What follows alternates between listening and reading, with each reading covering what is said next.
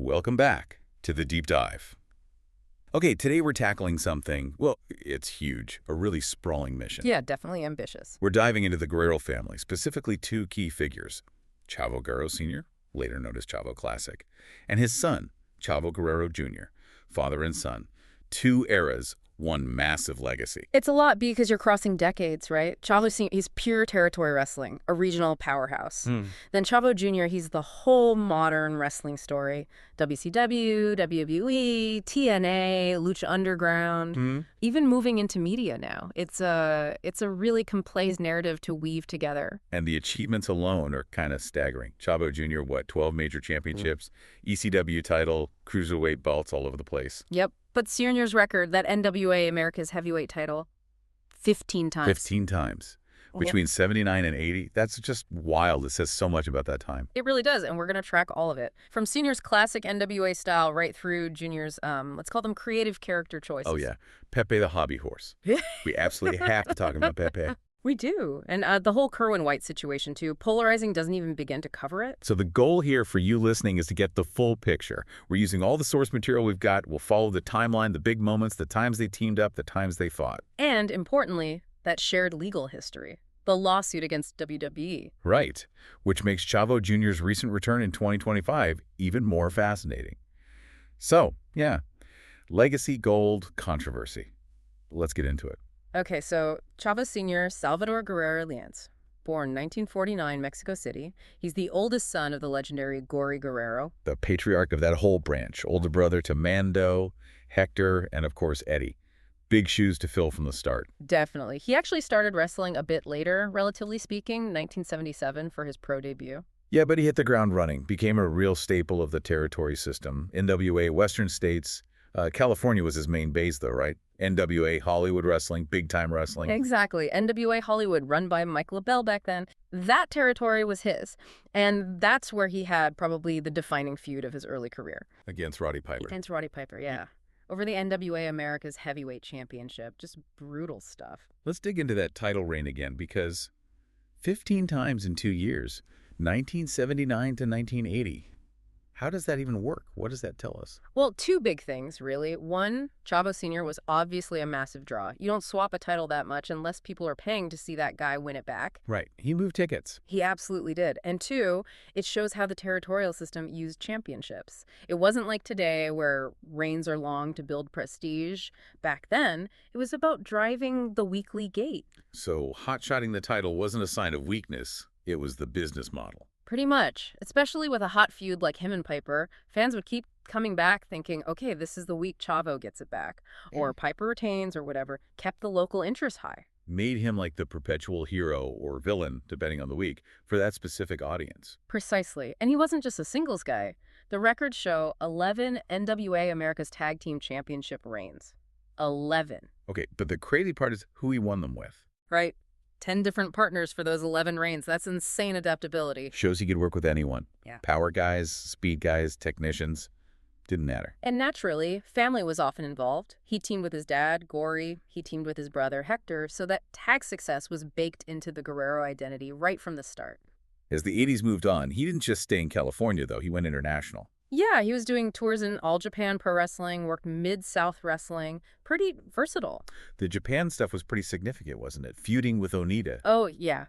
At Sushi Onita, they battled over the NWA International Junior Heavyweight title. Chavo Sr. actually won that twice. Showed he could hang with the intense Japanese junior style. He wasn't just a original guy. And the family thing continued. Later on, back in Mexico, EMLL. He teamed with Mando and Eddie. Yep. Won the WWA Trios Championship with his younger brothers in the 90s. They always found a way back to each other, even when they were feuding other times. The Guerrero name was just that powerful. Sadly, he passed away in 2017. Liver cancer. Right, he was 68. Yeah, a huge loss. But his legacy, it kind of lives on beyond just the match results. Like the movie appearance. The one and only with Henry Winkler? That's right, back in '78, played a wrestler named Indian Joe. But also, more recently, the Mountain Goats, the indie band. Oh, yeah. They did that song, The Legend of Chavo Guerrero. Really cool tribute. Super cool. And maybe more mainstream, the Netflix show GLOW. Right. They dedicated an episode to him, the 7th one, I think. because he was such a big part of that whole 80s scene. Exactly. It just shows his impact went way beyond the squared circle. He was part of the cultural fabric of wrestling in that era. Okay, so from Chavo Classic, we jump forward. Chavo Guerrero Jr., Salvador Guerrero IV, born El Paso, Texas, 1970. And like his dad, gets into the family business, starts in Mexico, May 94, does the New Japan tour early on too, competed in the Best of the Super Juniors in 96. So got that crucial international experience before hitting the big time in the U.S., which was WCW May 1996. Yep. And it wasn't exactly a smooth start. His Nitro debut lost Dean Malenko, submission. Ouch. Malenko. Yeah, tough draw. Right. And then pretty soon after, he gets a U.S. title shot against Ric Flair on WCW Saturday Night. Lost again. Submission. So right away, he's positioned as this talented but maybe overwhelmed underdog. Good heart, but not quite ready. And a lot of that early story revolved around his uncle, Eddie. Oh, absolutely. That was the core conflict. Chavo Jr. was the straight arrow nephew. Eddie's constantly pushing him, lie, cheat, steal, come on. And Bender's resisting, trying to do things the right way, Hey. but Eddie's just kept poking and prodding. Until Chavo Jr. just snapped, went crazy, as the storyline put it, and that led to, well, one of the most memorable, truly bizarre gimmicks WCW ever produced. Pepe. We've arrived at Pepe. Pepe the hobby horse. Let's just sit with that for a second. Yeah. A top-tier athletic talent whose main character trait was being obsessed with a wooden horse on a stick. Oh, it was something else. I mean, how did people even react to that back then? Honestly, it got over. It was so weird, so unexpected. People kind of had to watch. It was peak late 90s WCW creative chaos. Pepe wasn't just a prop. He was like Junior's tag partner, his best friend. And it all tied into his feud with Norman Smiley, which led to the incident. The wood chipper incident, yes. Norman Smiley, the heel, takes Pepe Don't say it. and feeds him into a wood chipper on television. Oh my God. That actually happened. That was the end of Pepe. Brutal and kind of hilarious in a really dark way. It really was. It perfectly capped off that whole insane gimmick. But the family drama wasn't over, even without Pepe. Right. Bash of the Beach, 98. Hair versus hair match. Chavo Jr. versus Eddie. And Chavo Jr. actually wins, beats his uncle, gets the big emotional victory. Should be the end of it, right? You'd think. But this is Chavo Jr. in WCW. What happened next? Immediately after, he has this meaningless tune-up match against Stevie Ray, loses on like a fluke pin. Seriously. Yep. And Chavo Jr., completely frustrated, just grabs the clippers and shaves his own head. Nope. He won the hair match. Didn't matter. He was so mad, so eccentric. He just did it anyway. Total self-destruction. It was kind of brilliant in a weird way. Defined his character perfectly. Okay, so after the psycho phase and the self-shaving, where did he go from there? He actually landed in a pretty successful comedy stable, The Misfits in Action, MIA. Oh, yeah. The military gimmick, Hugh Morris was General Rection. Right, and Chavo Jr. became Lieutenant Loco. It was silly, but it worked for WCW at the time, and that's actually where he got his first taste of singles gold in WCW. As Lieutenant Loco. As Lieutenant Loco, yep. He won the WCW Cruiserweight Championship, his first WCW reign, beat Daphne in a triangle match that also had Disco Inferno. Wow. From Pepe to LT Loco winning titles. What a ride. And he won Tag Gold, too. The WCW World Tag Team Championship once with Corporal Cajun, who was Lash LaRue, showed he could still deliver in the ring, even with the goofy gimmicks. So what was his final big act in WCW before the company folded? He actually won the Cruiserweight title again, beat Mike Sanders for it, defended it against Rey Mysterio Jr., which was always a great matchup. Always. And then he finally lost it to Sugar Shane Helms at the Greed pay-per-view in March 2001.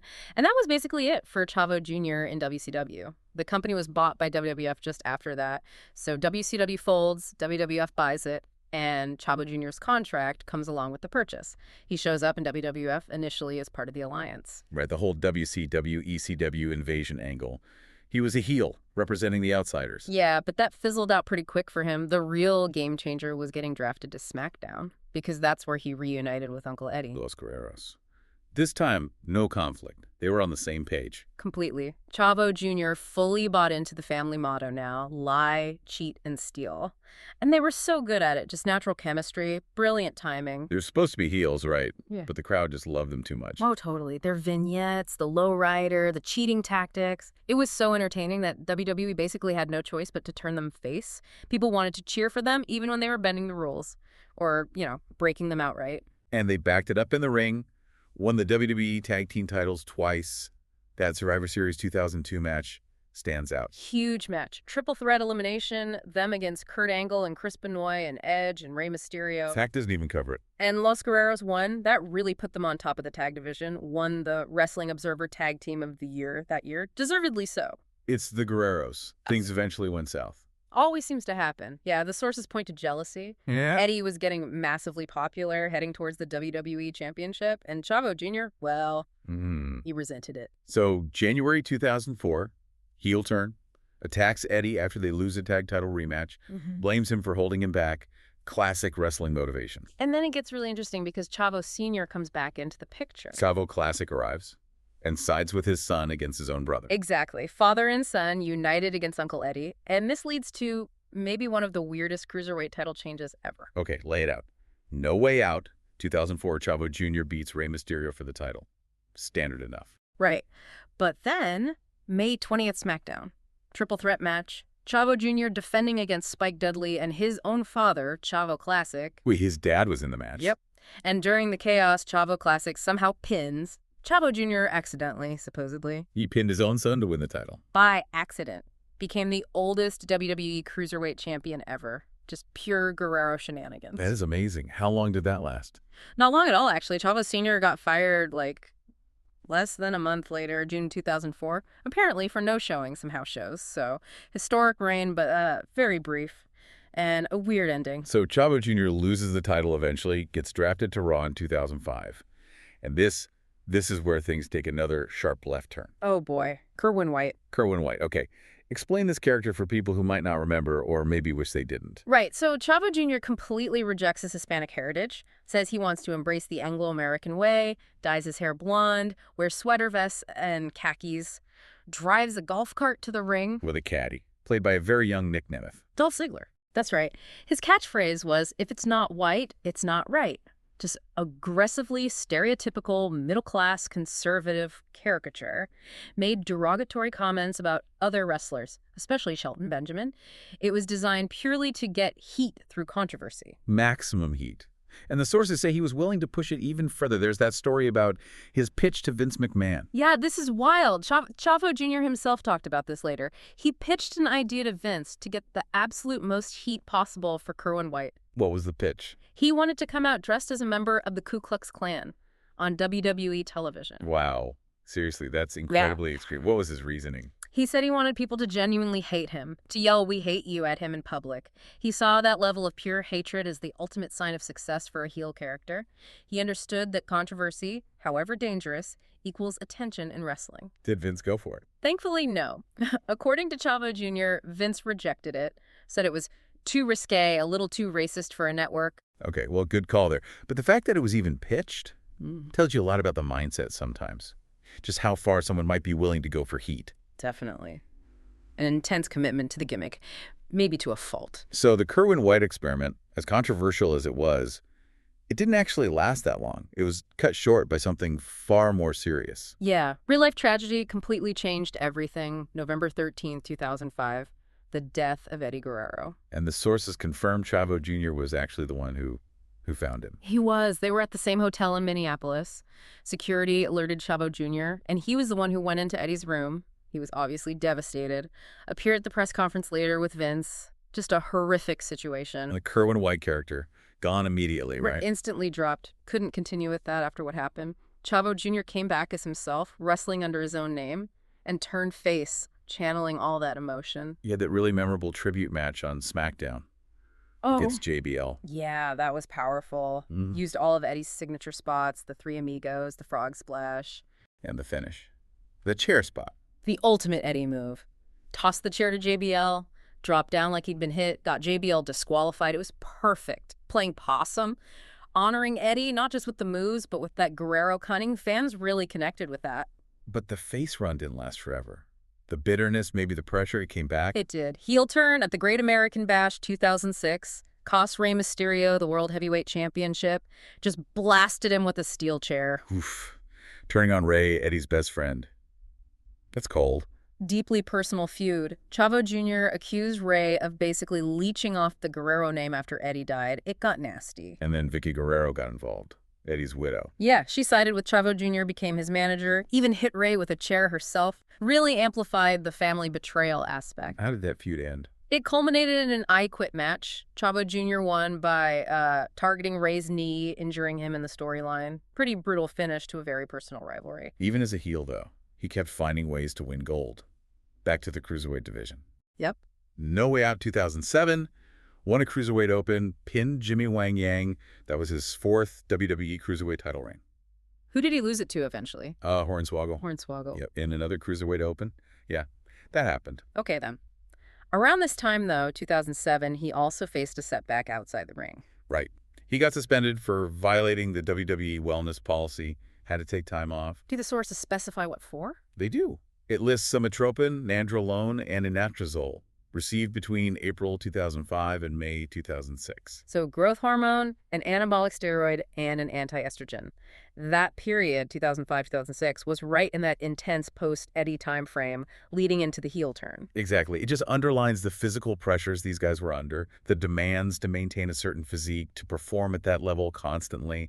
It points to the environment back then. When he came back from suspension, where did he end up? They sent him to ECW, the relaunched WWE version of ECW, and he joined that big heel group, La Familia. With Edge and Vicky Guerrero running things. Right. And that alliance paid off almost immediately. January 2008, he beat CM Punk for the ECW championship. Wow, ECW champion. Beat Punk for it. That's a huge deal. Absolutely. Finally got a world title in WWE. But the reign didn't exactly last long. How long are we talking? We're talking about WrestleMania X4. He defended the title against Kane. Right. The match lasted 11 seconds. 11 seconds. Kane comes out, chokeslam, pin, new champion, done. Oh my God, that has to be one of the shortest world title reigns ever, especially losing it at WrestleMania like that. Brutal. Talk about peaking and crashing hard. Wins it from a future legend, loses it in literal seconds on the biggest show. That's Chavo Jr.'s WWE career in a nutshell sometimes, just unpredictable swings. So what happened in his last few years there? Things seemed to kind of peter out. Yeah, the momentum really stalled. The sources point to that feud he had with Hornswoggle in 2009. Okay, not Hornswoggle again. Yeah. That feud actually won the Wrestling Observer Award for Worst Feud of the Year and the Gooker Award for the absolute worst thing in wrestling that year. Yikes. Hey. That's not how you want to be remembered. Definitely not. So after that, it wasn't too surprising when he asked for his release. Got it in June 2011. 10 years in WWE, and that was the end of that chapter. Okay, so 2011, Chavo Jr. is out of WWE. Where does he go next? He hits the global circuit. First big stop was TNA, Total Nonstop Action Wrestling. Showed up there in 2012. And right away, he's back in his element, tag team wrestling. Paired up with Hernandez. Yep, big powerhouse Hernandez. And they clicked pretty well, won the TNA World Tag Team Championship twice. Chavo just always seemed comfortable and effective in a tag setting. So successful run in TNA then. Well, it ended in a very TNA way. You remember the Feast or Fired match? Well, yeah. The briefcases. One has a title shot, one has a tag title shot, one has a pink slip. Guess which one Chavo Jr. grabbed in December 2013? No, the pink slip. The pink slip. Got the briefcase that fired him from the company. His profile vanished from their website pretty quick after that. A truly bizarre way to get released. Only in TNA. Okay, so after that, Lucha Underground. Lucha Underground, which was such a different beast. Very cinematic, very story-driven. He debuted there in 2014. And immediately went back to his heel roots. Instantly. Turned on his own partner, Sexy Star. Attacked the legend Blue Demon Jr. Just established himself as this conniving, dangerous veteran figure right away. It fit the LU vibe perfectly. Did he win gold there too? He did. Won the Gift of the Gods Championship in 2016, which is kind of like their secondary title. Guarantees a shot at the main belt. And didn't his dad show up in LU? Like one last appearance? He did. Chavo Classic appeared during one of Junior's matches against Rey Mysterio. It was a loser leaves Lucha Underground match. Oh, wow. High stakes. Huge stakes. And Senior interfered, tried to help his son win, turned on Rey. Just classic Guerrero tactics one last time. So did it work? Nope. The authority figure, Dario Cueto, saw it happen, restarted the match, and Chavo Jr. ended up losing anyway. Had to leave the temple. A really dramatic exit with his dad trying to save him at the very end. Man. So after LU, what was next? He tried promoting, right? Yeah, he co-founded nascent Lucha Libre, NLL, with Alberto El Patron in 2019. Got on Mexican TV. But it didn't last long. No, unfortunately. Sources say it folded by January 2020. Tough business, promoting. He popped up in AEW for a bit too, didn't he? Managing Andrade. Executive consultant, technically. Yeah, brief run there. And managed Bandito for a bit in Ring of Honor. Kept his name out there. But the really significant shift, it seems, was moving behind the camera, using all that wrestling knowledge in a different way. Absolutely. This became his major pivot. Fight coordinator, wrestling consultant for TV and movies. That became his new niche. The GLOW connection is pretty cool. Fight coordinator for the Netflix show. Yeah, 2017, 2018. And like you said earlier, his uncle Mando trained the original GLOW wrestlers back in the 80s, so Chavo Jr. working on the show about them. A nice little historical echo there. Helped make the wrestling look authentic. He did Young Rock too, right? Wrestling coordinator for the show about The Rock's life. Yep, in 2021. And then a really high-profile gig, consultant on the movie The Iron Claw, the Von Erich story. He also played the Sheik in the film. So he's really carved out this space as the go-to wrestling guy for Hollywood projects, plus acting roles here and there. Yeah, played a character called El Mayordomo on Grimm, was on an investigation discovery show, and other ventures too. Did a comic book series, Chavo Guerrero's Warrior's Creed, even has his own craft beer, Los Guerreros beer. Busy guy. Diversifying beyond just taking bumps. Smart move. Looking back at both careers, senior and junior, all those matches, all those bumps, the travel, you have to think about the physical toll. Absolutely. Which brings us to a really significant and kind of difficult part of their shared story. Yeah. The legal battle against WWE. Right. This is crucial. Both Chavo Sr. and Chavo Jr. were plaintiffs in that big class action lawsuit filed against WWE back in July 2016. And the core of that lawsuit was about brain injuries, wasn't it?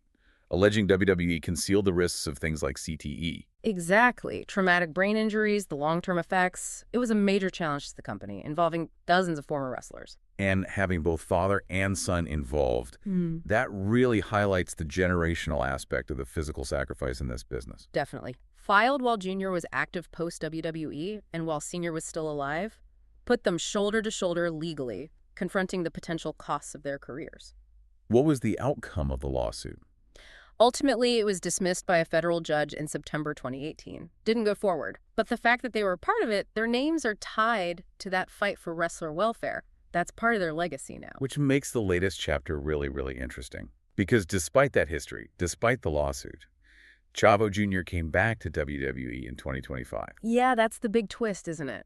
After being gone since 2011, after being part of that lawsuit, he shows up. First, just seen in the crowd at a Worlds Collide show in July 2025. First time back in any official capacity in over a decade. Right, and then it became clear it wasn't just a one-off appearance. Reports confirmed he'd be working with WWE again. And then he actually appeared in the ring later that year at another Worlds Collide. Yep, September 2025 in Las Vegas. He came out holding a banner, honoring Eddie Guerrero's work in AAA, the Mexican promotion. Wow, so his big return moment wasn't about him, it was about honoring Eddie. Seems that way. A really powerful, maybe symbolic gesture.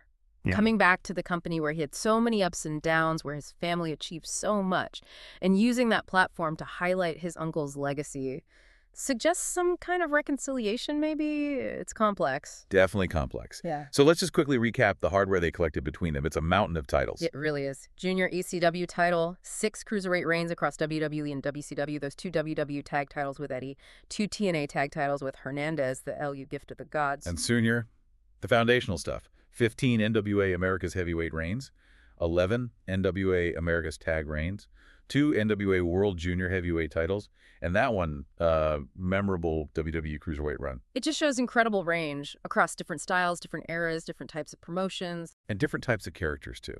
From the series competitor to Pepe, to Kerwin White, to the beloved Los Guerreros member. They could really do it all. That's the Guerrero hallmark, isn't it? Mastery of character alongside the in-ring skill. Balancing that authentic family connection people loved with, sometimes really out there or controversial gimmicks. Plus, dealing with the physical risks that led to that lawsuit. It's a hell of a story. The loyalty to the business, the family bond, the willingness to cheat, the physical cost, the legal fights, and now, the return. Yeah, seeing Chavo Jr. back in WWE after everything, especially after being in that lawsuit with his father, it really speaks volumes about how deep wrestling runs in that family's blood. Which leads us right to our final thought for you, the listener. Considering everything we've talked about, the triumphs, the tragedies, the gimmicks, the lawsuit, the return, when a family's history is so deeply woven into the fabric of pro wrestling, the good and the bad, What does it truly take for a legacy to reconcile the financial rewards of the past with the physical costs of the future? Something to chew on. Thanks for joining us for the deep dive.